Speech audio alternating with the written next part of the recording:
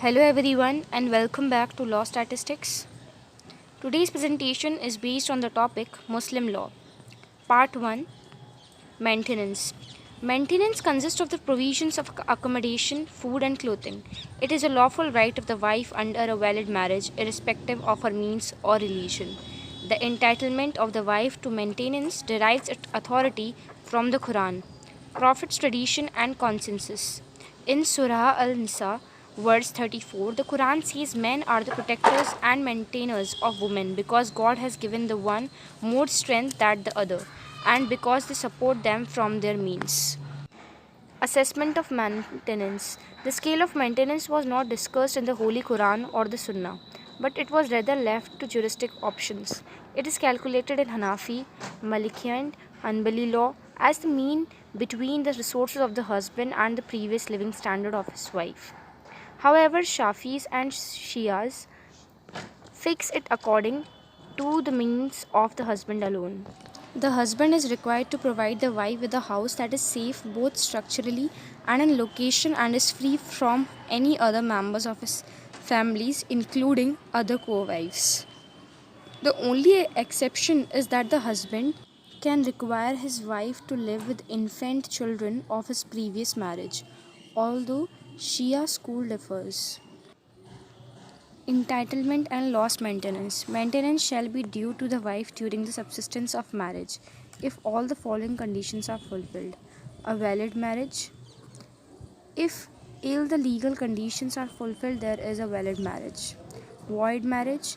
In batil or fasid, irregular marriage, the wife shall not be entitled to maintenance, since the husband has no lawful right of access to her. The wife shall also lose her right to maintenance if she apostatizes, because apostasy renders the marriage contract void.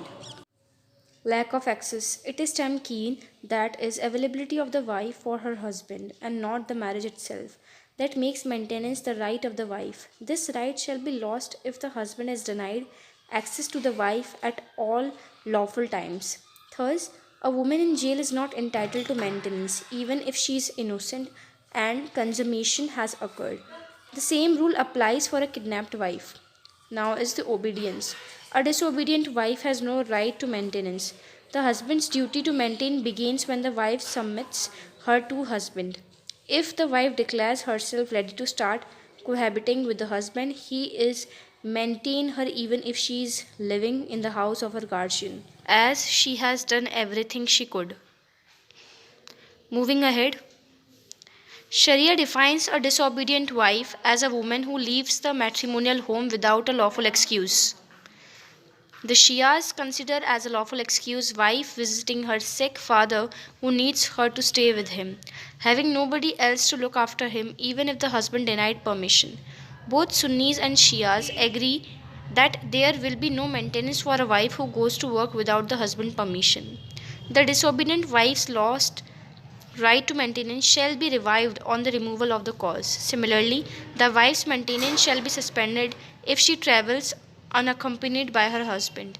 The wife is bound to travel with her husband to whatever he wishes, provided that she is safe and unless stipulated in the marriage contract. However, if the wife disobeys her husband for some lawful reason, then the right to maintenance does not extinguish. Non-payment of prom door is a reasonable ground for a wife to refuse to live with her husband. The Prophet said, with Allah, the most detestable of all things permitted is divorce. Let's have a look on this table. Now is the divorce. First is the talaq. Talaq means literally to release an animal from a tether, that is, to free the wife from the bondage of marriage. Hence, in law, talaq is an absolute power of the husband to divorce his wife at all the times. The Muslim husband must be of sound mind. The divorce operates from the date of pronouncement of talaq. The presence of wife is necessary, giving of notice is not essential. There are different types of talaqs. Talaq may be revocable and irrevocable.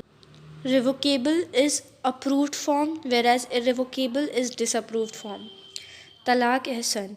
One pronouncement of talaq is made by husband during the period of tuhur, purity, that is when she is between two menstrual courses plus abstinence during iddah. This may be revoked during iddah, that is 3 months from the date of declaration. It may be expressive, implied. Redemption of conjugal relationship is implied revocation. Moving ahead, Hassan form. This is an approved form.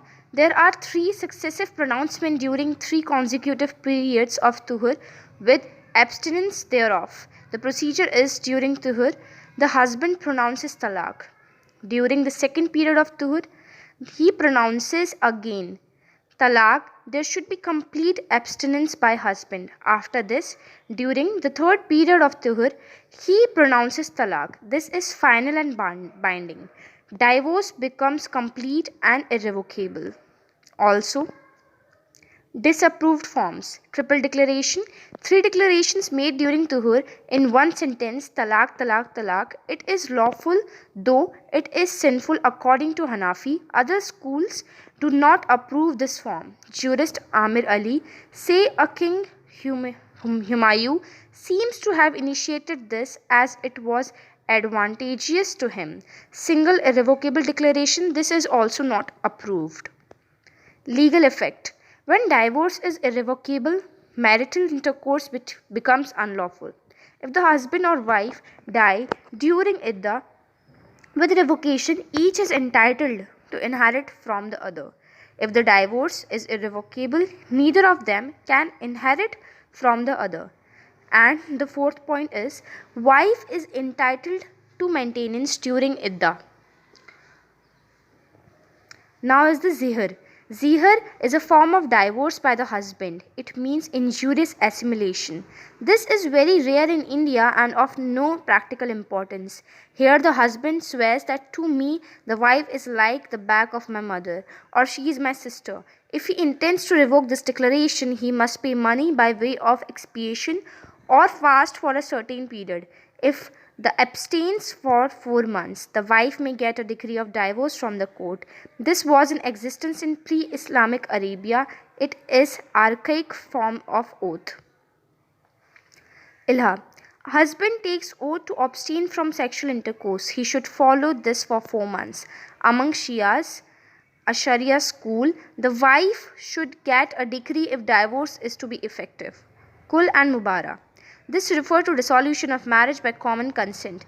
The Fatwa Alamgiri says when spouses cannot perform their duties, the woman could release herself by giving up some property, that is consideration. In return, the husband gives her a kula. This results in dissolution of marriage. If the desire comes from the wife, it is kul, to take off. But if divorce is made by mutual aversion or consent, it is mubara, freeing mutually.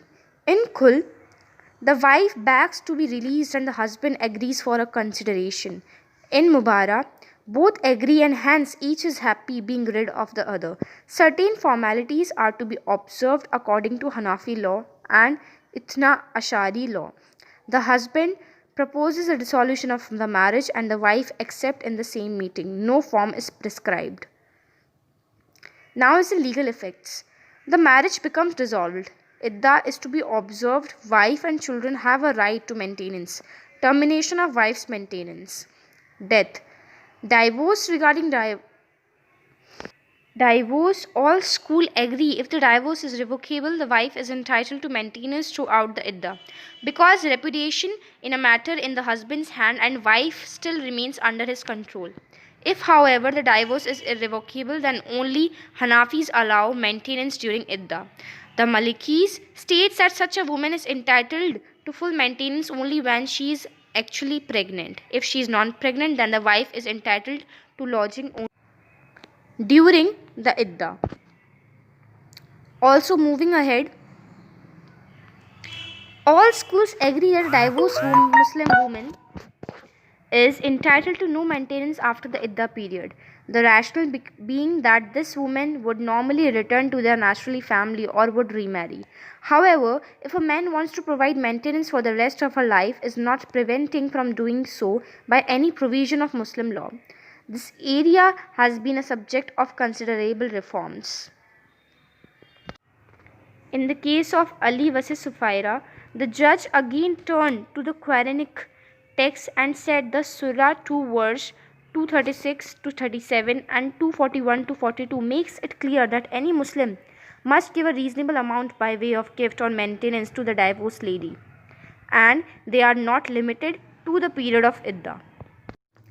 Also, contrastingly, in Usman Khan versus Fatimunisa Begum, the judge examined the precise wording of Section 3, Clause 1, Subclause A, in particular the phrase within the iddah period, and concluded that the husband is not liable to make reasonable and fair provisions beyond iddah period.